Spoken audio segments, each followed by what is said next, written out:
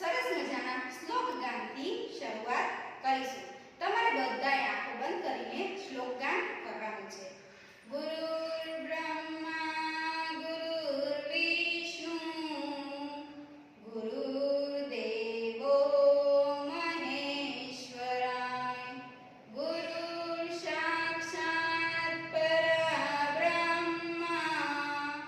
તસ્મૈ શ્રી ગુરુદેવ નમઃ તસ્મૈ શ્રી ગુરુદેવ નમઃ। હવે આપણે પાઠની શરૂઆત કરીશું। ધોરણ 4 વિષય ગુજરાતી પાઠ 8 પત્ર લખવાની મજા। વિદ્યાર્થી મિત્રો, આપણે ચોપડીમાંથી પત્ર લખવાની મજાનો પાઠ વાંચન કરવાનો છે। તમે બધા મારી સાથે તૈયાર છો ને? તો ચાલો આપણે વાંચન કાર્ય કરીએ। આ પાઠના લેખક છે ઈશ્વર પરમાર।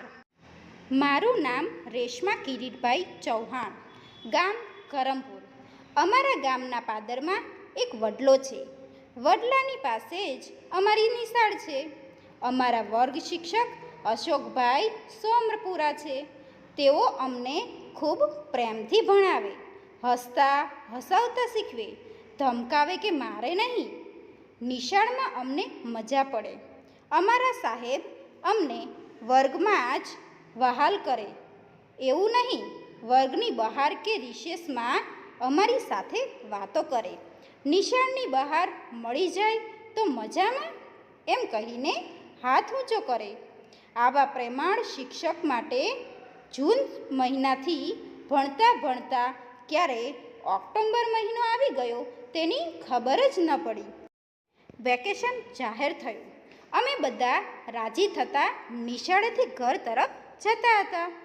ત્યાં પાછળથી આવતા અશોકભાઈ અમારી સાથે થઈ ગયા અને વડલાની છાયામાં અમારી વચ્ચે ઊભા। અશોકભાઈ કહે, બાલ દોસ્તો, વેકેશનમાં શું કરશો?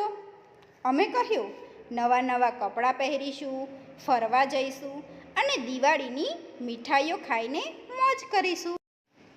યશ બોલ્યો, સાહેબ, તમે તો અમને ભૂલી જ જશો, પણ અમે તમને નહીં ભૂલીએ હો। અશોકભાઈ કહે, ના રે ના, તમને તે કંઈ ભૂલી જવાય? હું તમને બધાને પત્ર લખીશ। વસંત કહે, સાહેબ, પત્ર કેવી રીતે લખાય? અમને શીખવાડો ને। અશોકભાઈ કહે, મારો પત્ર આવે તે વાંચજો, સમજાઈ જશે। ખરેખર અશોકભાઈએ લખેલો પત્ર ગઈકાલે જ મને ટપાલીએ આપ્યો। અમારા વર્ગના મોટા ભાગના વિદ્યાર્થીઓએ પત્ર વાંચ્યો, વારંવાર વાંચ્યો। આ રહ્યો એ પત્ર। વિદ્યાર્થી મિત્રો, આપણે પત્રનું વાંચન કરવાનું કાલે કરીશું। હવે તમારે આ 2 પાઠનું વાંચન તમારે કરવાનું છે।